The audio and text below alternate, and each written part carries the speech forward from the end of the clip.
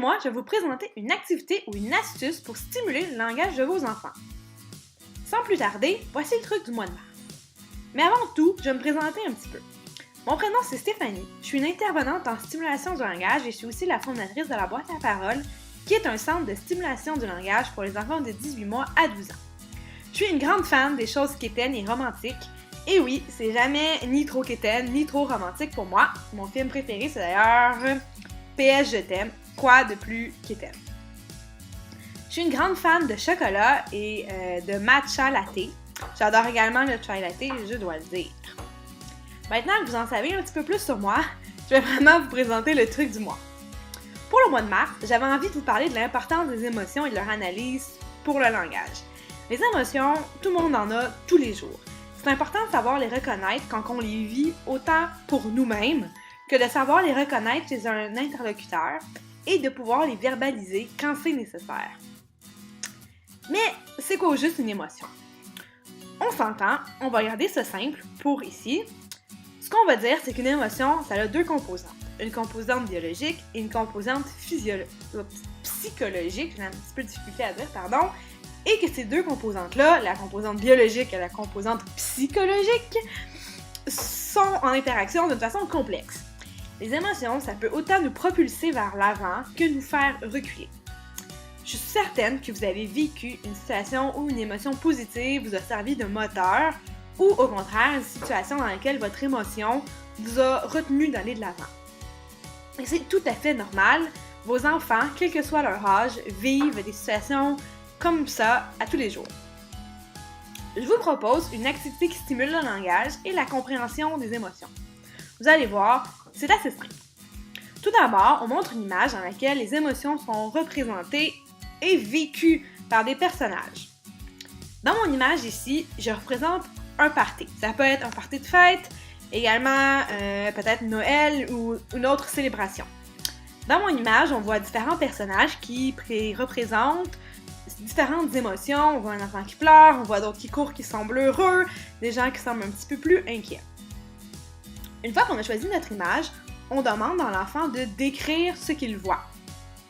On lui demande par la suite d'imaginer les sentiments d'un personnage et de le nommer, puis d'expliquer pourquoi, selon lui, ce personnage semble vivre cette émotion-là.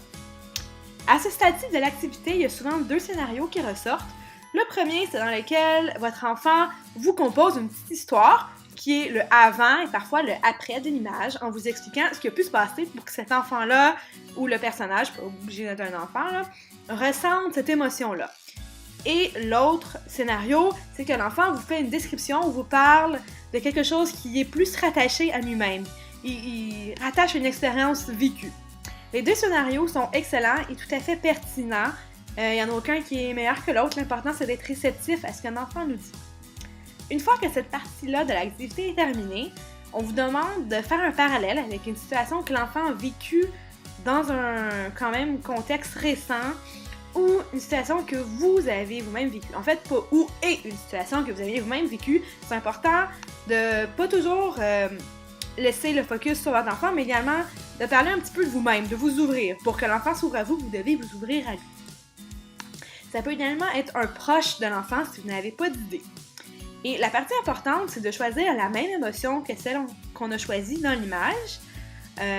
Par exemple, si j'ai choisi le dégoût, je vais vous parler d'un moment où j'ai été dégoûtée par quelque chose dans ma vie.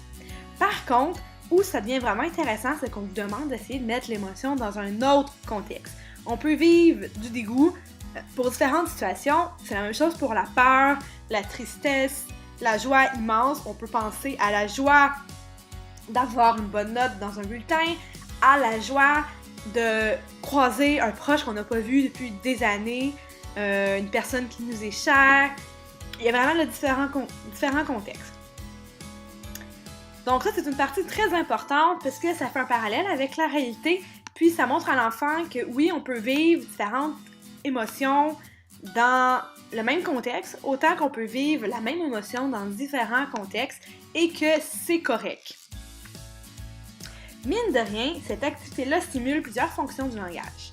Ça stimule évidemment la description de l'image, mais également l'analyse des détails, l'analyse des émotions, l'écoute de l'interlocuteur. D'ailleurs, je vous invite à faire preuve d'une bonne écoute pour vos enfants, vous servez de modèle. Donc, si on écoute mal, c'est difficile pour les enfants de nous apprendre à bien écouter les autres. Et puis, je vous mentionne que les émotions, comme je l'ai dit un petit peu plus tôt, c'est crucial pour la communication, mais aussi pour le langage, pour bien savoir parler, pour être capable de communiquer le bon message au bon moment et de savoir comment agir une fois qu'on a une réponse. Tout ça se passe en microsecondes en analysant les émotions, les réactions de la personne. Il y a des réactions parfois un peu plus codées qu'on peut appeler les habiletés pragmatiques. C'est un petit peu plus culturel, c'est si on veut des codes au niveau du langage, des codes non dits qu'une société on est capable d'analyser. On peut penser à par exemple la distance et le ton de voix dans lequel on se parle dans différentes situations. Enfin, je termine en vous disant que la stimulation du langage, ça doit toujours être plaisant pour les enfants. Si vous voyez que votre enfant n'est pas réceptif lorsque vous faites l'activité, ça ne sert à rien de s'acharner. Vous pouvez tout simplement adapter l'activité ou la refaire dans un autre moment. Là-dessus, je vous invite à nous faire parvenir comment ça s'est passé pour vous, cette activité-là, et à porter une petite attention pendant le mois à la façon dont vous verbalisez vous-même vos expressions, vos émotions, et la façon dans laquelle vos enfants les verbalisent également afin de vous en servir adéquatement. Là-dessus, on se dit à bientôt pour le truc du mois d'avril!